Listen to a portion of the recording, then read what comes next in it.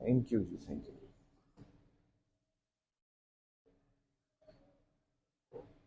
और जी, अस्सलाम वालेकुम, क्या हाल चाल है आप सबके? ठीक है। So most of you know me. ये ब्रीफ सा इंट्रोडक्शन है मेरा। अच्छा, बिफोर स्टार्टिंग आवर टॉक एक क्वेश्चन से शुरू करते हैं। मुझे ये बताइए कि has any one of you done any sort of medical camping anywhere? Hospital में तो हम सब काम करते हैं, मेडिकल कैंप्स का कभी इत्तेफाक हुआ है किसी का? 1 2 3 4, वेरी गुड। अच्छा, पीडियाट्रिक्स से एक बार जरा निकलिए होलिस्टिकली, क्योंकि जब कैंपिंग में जाते हैं कुछ पीडियाट्रिक पॉपुलेशन आती है, कुछ एडल्ट्स आते हैं। व्हाट डू यू थिंक कि सबसे कॉमन क्या प्रेजेंटिंग कंप्लेंट्स होती हैं, किस सिस्टम से रिलेटेड होती हैं? जीआईटी। खाने पीने वाली कौम है हम, और लाहौर के गिरदो नवा में करेंगे तो लाहौर वैसी खाबों के लिए मशहूर है। तो GI issues are the most common when you deal with the community. इसी तरह आउटडोर सेटिंग के अंदर जब आप आते हैं तो respiratory tract infections are more common, और गर्मियों का सीजन जो आजकल चल रहा है उसमें GI abnormalities and GI diseases are more higher reported. So आज का जो टॉपिक हमने सेलेक्ट किया है वो ये किया है, it's a very common topic. और आप सब लोगों में से जो लोग अपने अपने क्लिनिक्स रन कर रहे हैं उनके अंदर जो सेकंड या third most common complaint in a healthy baby आती है वो गैस्ट्रोसोफेजियल रिफ्लक्स है। सो ये है क्या, मसला क्या है, और हम क्या सीखेंगे आज? उसके ये 4 स्लीक से लर्निंग ऑब्जेक्टिव्स हैं। नंबर 1, हमने ये देखना है कि व्हाट एग्जैक्टली रिफ्लक्स है क्या, गर्ड किसको कहते हैं, गर्ड किसको कहते हैं। देयर आर 2 टर्म्स, डिफरेंस है या नहीं है, हम आज देखेंगे। नंबर 2, हमने पैथोफिजियोलॉजी देखनी है कि रिफ्लक्स होता कैसे है।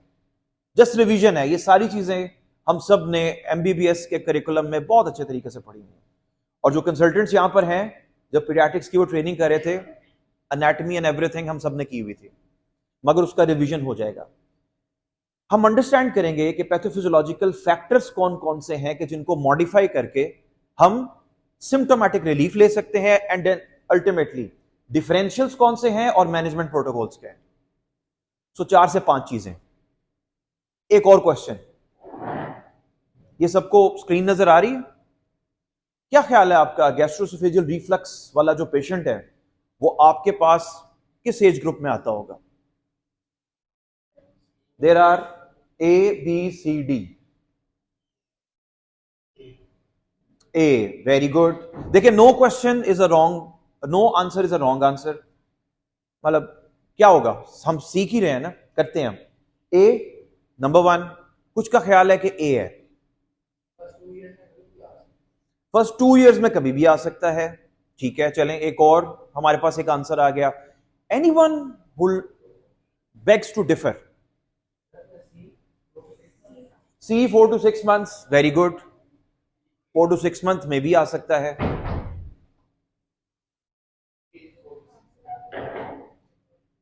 चलें एक हिंट ये है कि इन्फेंसी के अंदर ही, इन्फेंसी के बाद ये ऑटो करेक्ट हो जाता है, अमूमी तौर पे ये देखा गया। सो इन्फेंसी वाले हमारे पास ज्यादा ऑप्शंस ए और सी की आई हैं। Correct answer 4 to 6 months is the peak age of development of gastroesophageal reflux, be that reflux or be that reflux disease. Number 2, definition क्या है, ये आपके सामने है, बुक्स में मौजूद है। होता क्या है, एक प्री रिक्विजिट ये है कि द बेबी स्वॉलोज द डाइट, और स्वॉलोइंग के बाद रीगर्जिटेशन ऑफ जो फूड है या मिल्क है, प्रीडोमिनेंटली ये तब होता है जब बच्चे ज्यादातर लिक्विड डाइट के ऊपर होते हैं। सो उस एज के अंदर ये ज्यादा कॉमन है। 4 to 6 हमने देख लिया। तो रीगर्जिटेशन ऑफ द फूड, और उसके बाद उसके डिफरेंट सिम्टोमेटोलॉजी है। वो सिम्टोमेटोलॉजी क्या है, बेस्ड ऑन द डिफरेंशियल्स जो हमने ज़हन में रखने हैं, वो भी आगे डिस्कस करते हैं। So this was a study done in 2017 इसमें बताया गया कि जो पीक एज है that is around 4 months of age. At least 41 से 67% हेल्दी इन्फेंट्स जो 4 month ओल्ड थे उसमें एटलीस्ट वंस अ डे ऐसा होता है, ये नॉर्मल है, ठीक है. And resolves by 12 month of age. सही है, रेपिटेशन है, ये सारी चीजें हमें पता है. क्या क्या टर्म्स हैं जो कि रिफ्लक्स के अंदर हमारे साथ हम उनसे नबरद आजमा हो सकते हैं as a post graduate resident और as a consultant sitting in your clinics. पहली टर्म है रिफ्लक्स और गैस्ट्रोसोफेजियल रिफ्लक्स. ठीक है जी. रिफ्लक्स क्या है? Retrograde involuntary movement of gastric contents both in and out. बाजुकात इन आउट चल रहा होता है और बाजुकात रिपीटेड एपिसोड्स भी आती हैं, मगर एटलीस्ट वंस आ गई, रिगर्जिटेशन हो गई, रिफ्लक्स इज द टर्म. तो रिगर्जिटेशन क्या है? Regurgitation is expulsion. It is involuntary but gentle. तो रिगर्जिटेशन हल्की सी हुई, प्रीवियसली स्वॉलो फूड पे हुई, फूड नहीं है तो बाजुका सिक्रीशंस रिगर्जिटेट कर जाती हैं. अगर बच्चा अंडर स्ट्रेस है, अंडर एनी वायरल इलनेस है, उसके अंदर बहुत कॉमन होता है. एंड देन थोड़ी क्वांटिटी में आया तो माउथ से आएगा, ज्यादा क्वांटिटी में आया तो नोज में से भी आ सकता है. And it is a very prominent symptom. Regurgitation जब आती है तो आती है. फर्क क्या है? ये फोर्सफुल हो सकती है, ज्यादातर देखा गया कि फोर्सफुल नहीं होती है, आ जाती है और इसकी वजह से डिफरेंट सिम्टम्स आते हैं. Respiratory most common, recurrent chest symptoms है, रिकरेंट रेस्पिरेटरी सिम्टम्स के साथ आ रहा है तो रिगर्जिटेशन को हमने सोचना है. और क्या हो सकता है? वॉमिटिंग, इसके बारे में तो बताने की जरूरत नहीं है.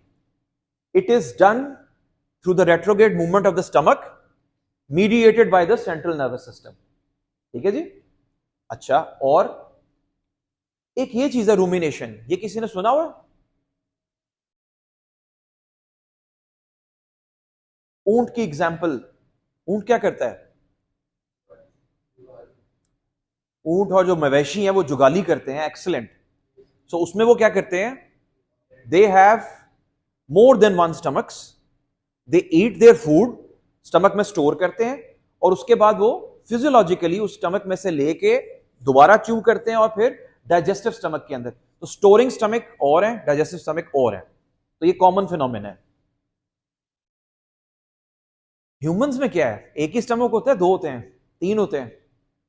गुजरांवाला वालों के 4 होते हैं. है कोई गुजरांवाला का? हाँ, very good, very good. So हमारा स्टमक एक ही है. तो उसमें अगर देयर इज अ फिनोमेना कि after the food is regurgitated, remasticated and reswallowed, उसको हम रूमिनेशन कहते हैं. So this is some sort of a disorder. ये रूमिनेशन डिसऑर्डर पीडियाट्रिक में इट्स वेरी कॉमन. ये बच्चा वापस लाता है, चबाता है, दोबारा ले जाता है. अच्छा, ये सारी टर्म्स इन्फेंट के अंदर रिलेटेड टू गैस्ट्रोएसोफेजियल रिफ्लक्स आ सकती हैं. तो आप सबको पता होना चाहिए कि what exactly are these things. Okay, one more question. 2 terms हैं, गर्ड एंड गर्ड. ये हमने शौक में ऐसे लिखी है कि वाकई डिफरेंट है? ये very good. So yes, they are different.